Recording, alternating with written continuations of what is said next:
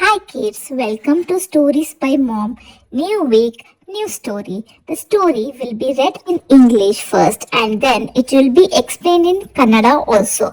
So don't forget to watch the video till the end. Kids, today our story's title is The Elephant Who Forgot His Strength. Let's get started. Once upon a time, in a sunny green forest, lived a young elephant named Golu. Golu was big, but he did not feel strong at all.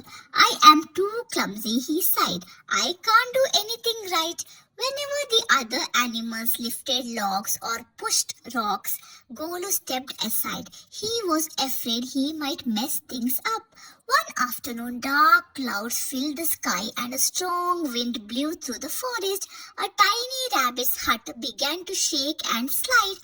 Oh no, said the rabbit. Golu saw the hut moving. His heart beat fast, but he did not run away. He walked over slowly and gently pushed the hut back into the place with his trunk. The wind stopped. The hut stood firm.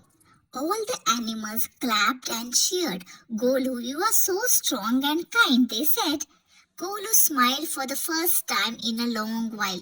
I guess I forgot how strong I really am, he said proudly. From that day on, Golu used his strength to help others and never doubted himself again. Moral: never underestimate yourself. Your strength shows when you help others.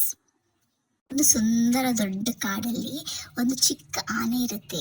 ಅದ್ರ ಹೆಸರು goal ಆಗಿರುತ್ತೆ. Goal ತುಂಬಾ ದೊಡ್ಡದಾಗಿರ್ತಾನೆ, ಆದ್ರೆ ಅವನಿಗೆ ಯಾವತ್ತು ಅನ್ಸಲ್ಲ ನನ್ನ ಹತ್ರ ಅಷ್ಟು ಶಕ್ತಿ ಇದೆ ಅಂತ. ಅವನು ಯಾವತ್ತು ಬೇಜಾರದಲ್ಲಿರ್ತಾನೆ, ಹೇಳ್ತಾನೆ ನಂಗೆ ಏನು ಮಾಡಕ್ ಆಗಲ್ಲ ಅಂತ ಅನ್ಸ್ತಾ ಇರುತ್ತೆ ಅವನು.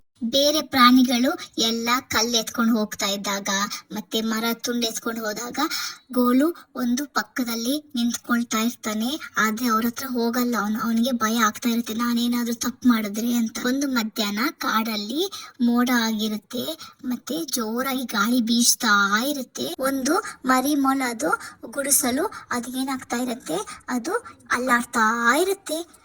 ಅದು ಅಳುತ್ತೆ. ಓನು ನಾನೇನ್ ಮಾಡೋದು ಅಂತ ಅಳ್ತಾ ಇರುತ್ತೆ.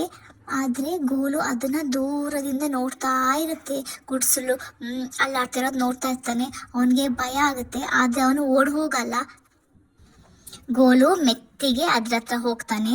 ಹೋಗ್ಬಿಟ್ಟು ಅದ್ರದ್ದು ಸೊಳ್ಳಿಂದ ಆ ಗುಡಿಸಲನ್ನ ಏಳ್ತಾನೆ. ಎಳ್ದು ಬಿಟ್ಟು ಒಂದ್ ಜಾಗದಲ್ಲಿ ಇರ್ತಾನೆ.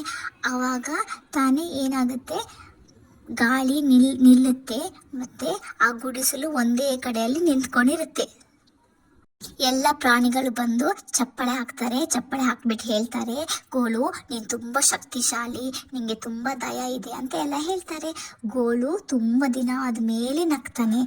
ನಗ್ಬಿಟ್ಟು ಅವನಿಗೆ ತುಂಬಾ ಖುಷಿ ಆಗುತ್ತೆ. ಅವನು ಹೇಳ್ತಾನೆ, ಹೌದು ನನ್ನ ಹತ್ರ ಇಷ್ಟು ಶಕ್ತಿ ಇದೆ ಅಂತ ನಂಗೆ ಮರ್ತೋಗಿತ್ತು ಅನ್ಸುತ್ತೆ ಅಂತ ಹೇಳ್ತಾನೆ ಅವನು.